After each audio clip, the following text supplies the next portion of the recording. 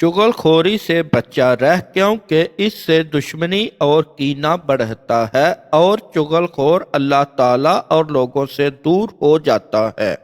سب سے برا وہ شخص ہے جو اپنے بھائیوں کی چغلی کھائے اور ان کا احسان بھول جائے۔ جو چغل خوری کرتا ہے اس کے رشتہ دار اس سے لڑتے اور اجنبی اس سے دشمنی رکھتے ہیں۔ چغل خور کو ہمیشہ کی مذمت اور دائمی تکلیف پہنچتی رہتی ہے۔ جو شخص اپنے مال کو تجھ پر خرچ کرتا ہے وہ تجھے اپنی جان سے اچھا سمجھتا ہے۔ کسی بھی چغل خور کی بات تصدیق کرنے میں جلدی نہ کر، اگرچہ وہ بظاہر خیرخواہ معلوم ہوتا ہے مگر در حقیقت جس شخص کی چغلی کرتا ہے اس کے حق میں ظالم اور جس کے پاس چغلی کھاتا ہے اسے دھوکہ دینے والا ہوتا ہے۔ چغل خوری ایک ایسا قصور ہے جو کبھی فراموش نہیں ہوتا اور یہ ظلم و برائی ہے جو مظلوم کو کبھی نہیں بھولتی۔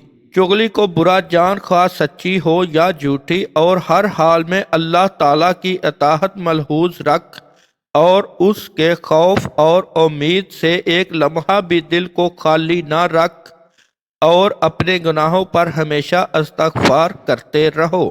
جو شخص چغل خوری کی بات کو سچ سمجھتا ہے وہ دوستوں کی دوستی ضائع اور خراب کر دیتا ہے۔